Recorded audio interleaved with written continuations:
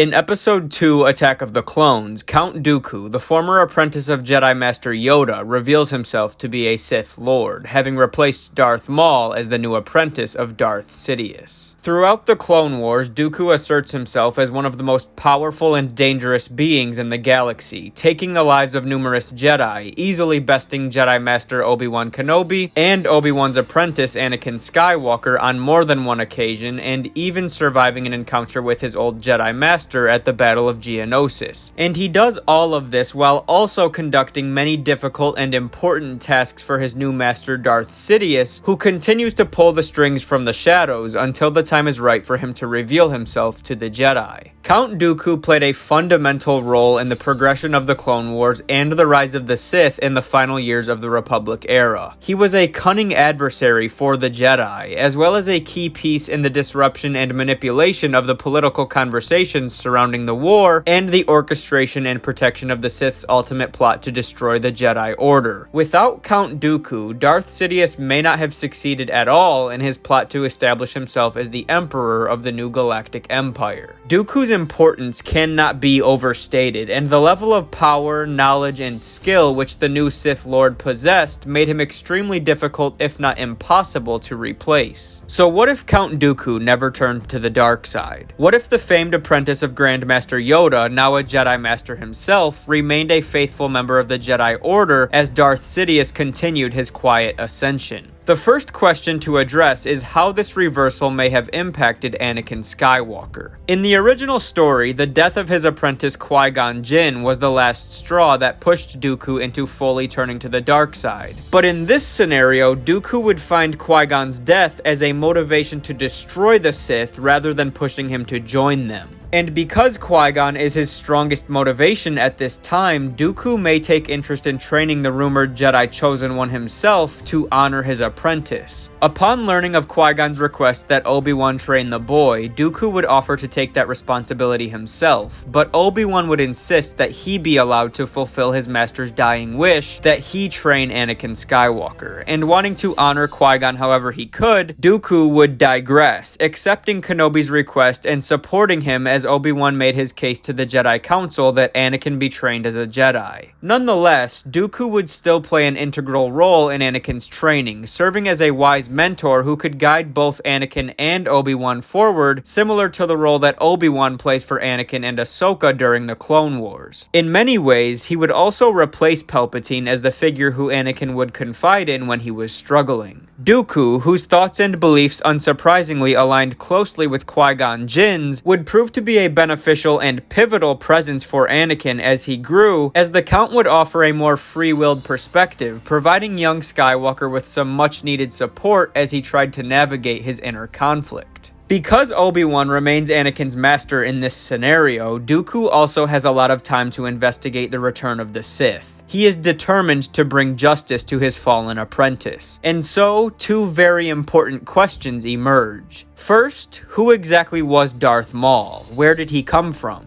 And second, was he the master or the apprentice? On the other side of this conflict is Darth Sidious, who is perhaps the most heavily impacted of anybody by Dooku's continued alignment with the Jedi Order. Not only was Dooku another formidable and highly intuitive enemy for Sidious to work around, but the Jedi Master's resistance of the dark side also robs Sidious of his next apprentice, who played a major role in establishing the clone army and in setting up the Separatists to ignite the Clone Wars. There is no question that Palpatine needs someone else to fill that void, but the question is, who? Palpatine has already tested the waters with the Night Sisters on Dathomir, and they are unlikely to provide him with another Zabrak brother more powerful than Maul. General Grievous's presence would be beneficial later on, but he is not fit to serve as his right hand either. He needs someone else, a true prodigy with a great deal of power and a knack for deception. The problem is, there are no candidates who can match what Dooku brought to the table for Sidious. And so for the time being, Sidious would be forced to play both sides of the war himself. He would play a direct hand in sparking and leading the Separatist movement and pull the strings to ensure the creation of the clone army, all while continuing to conceal his identity from virtually everyone. He would operate as a singular Sith Lord in the earlier years after Qui-Gon's death, and then in time take Asajj Ventress as his new apprentice. apprentice. She was still relatively young, but so too was the war. He had time, and she only had to play her role until he was ready to act on his true endgame. And so, after the death of her master at the hands of a bounty hunter hired by Sidious himself, the Dark Lord would swoop in, exploiting the young Jedi in this emotionally vulnerable state, and promising her revenge and power, something the Jedi could not offer. The problem, unknown to Palpatine at this time, is that Count Dooku is hot on his trail. For the longest time, the only concrete thing the Jedi had to go off of was a name: Sidious. But Palpatine's need to be directly and relatively heavily involved in the orchestration of the Separatist movement, rather than allowing Dooku to rally his forces, pulls him out of the shadows far more than he was in the original story. And all this time, Count Dooku remains focused on tracking down the evasive Darth Sidious. In this timeline, Anakin would become a powerful young Jedi, even more powerful than before. Thanks to the guidance of Count Dooku, Obi-Wan would become a wiser master, and Anakin a more skilled lightsaber duelist and an overall more level-headed Jedi from top to bottom. About 10 years into Anakin's training, when he is 19 years old, he begins having premonitions and nightmares about his mother's death. And because Dooku has always supported Anakin and guided him through struggles like this one, the young Padawan would seek Dooku's guidance on the matter. The Jedi are forbidden from attachment, and so many masters may have told Anakin to train himself to let go of these fears. But Dooku had assumed a slightly larger view of the Force, for compassion was an essential part of a Jedi's life. Dooku believed that fears should be confronted head-on, and so he would recommend that Anakin trust his instincts and do what he feels is right. Thanks to Dooku's advice, Skywalker's mind on how he would handle these premonitions was already made up by the time the Council had assigned him to accompany Senator Amidala on her return to her home planet of Naboo. Instead of going there, Anakin would request that they make a pit stop on Tatooine.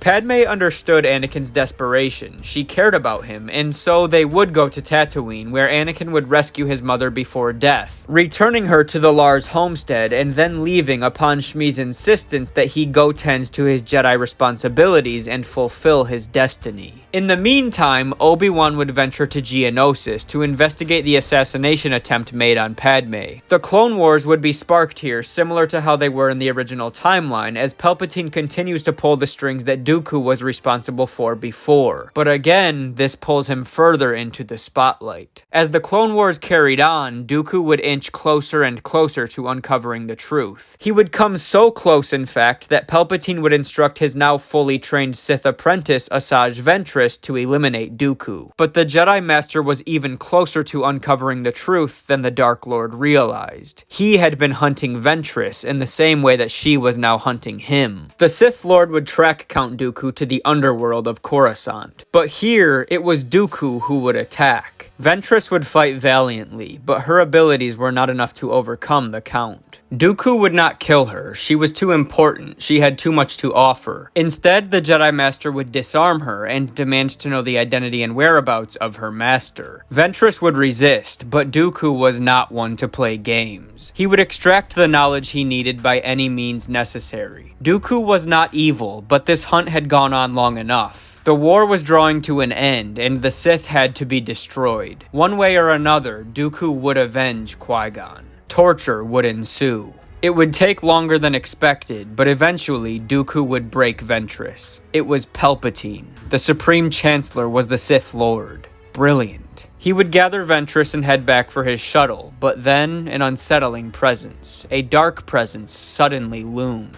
Dooku crouched, lying the prisoner on the ground, and quickly turning with his lightsaber ignited, but as he did, his momentum was met with a blast of force lightning that sent him crashing into the wall. A shadowy figure draped in dark robes walked toward him, unleashing another blast of devastating power. But Dooku would summon his lightsaber from the floor, igniting it once again to deflect the Sith Lord's lightning. Dooku and Sidious would come to blows, Sidious pressing forward, determined to eliminate this Jedi who knew far too much, Dooku falling back on his teachings from Master Yoda to defend himself. By this time, Dooku has established himself as one of the very best in the Jedi Order. He now rivals Yoda and Mace Windu, even surpassing them in some areas. And because of this highly fine-tuned skill set, the Jedi Master would escape Sidious, much like he did Yoda in the original timeline. Count Dooku would leap backward, landing on a rapidly ascending ship, then jumping onto another and another, climbing his way toward the surface of Coruscant, while pushing other ships and throwing rubble downward as Sidious fell further and further behind. Dooku would make it back to the Jedi Temple, informing the Council of his findings and insisting that they must move quickly. Yoda, Mace Windu, Count Dooku, Obi-Wan, and Anakin Skywalker would march to the front of the Jedi Temple, where they would unexpectedly be met by a growing group of clone troopers, all pointing their weapons at the Jedi and suddenly beginning to fire. The timing was terribly wrong for Sidious, but he had no choice but to execute Order 66 now and hope to ascend in the chaos. But this time, it is the Sith who are on their heels. With this group of Jedi still in the temple, and with Anakin remaining in the light, the clones would have nowhere near the amount of success they had in the original timeline. The arrival of Sidious and Ventress, as well as General Grievous and his droid army shortly after, would make for a bloody battle, but in the end, the Jedi would prevail. Ventress and Grievous would fall, countless clones would be killed while others would surrender, and Darth Sidious would be arrested by none other than Anakin Skywalker himself. In this timeline, Sidious has not yet attained control of the Senate nor the courts. The absence of Count Dooku at his side has put too great a strain on a singular man. His plans were slowed down, making the execution of Order 66 an act of desperation rather than one of thoroughly calculated precision. Chancellor Palpatine would be relieved of his duties, stripped of all privileges, and soon sentenced to death. The Sith would be destroyed, the Jedi would prevail, and peace would be restored. A few months later, Padme Amidala would give birth to twins. Anakin's marriage would be revealed to the Jedi Order, but it didn't matter now. The war was over. Padme would step down from her role as senator. Anakin would renounce his commitment to the Jedi Order. He would return to Tatooine, bringing his mother and her new family to Naboo with he and Padme, where the two of them would retire with their children.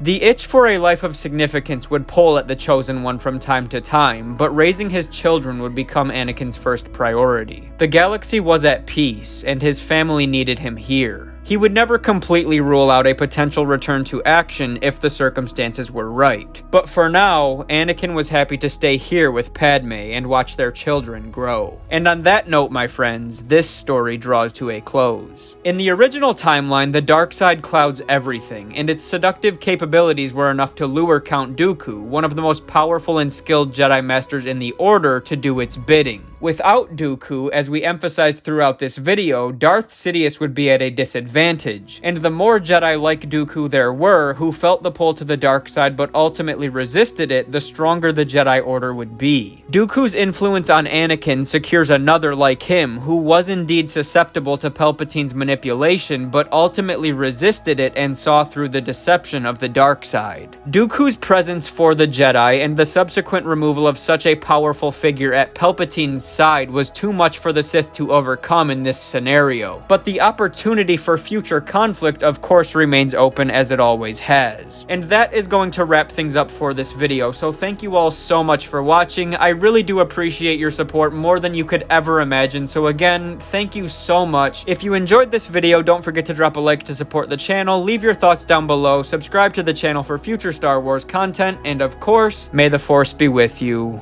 always.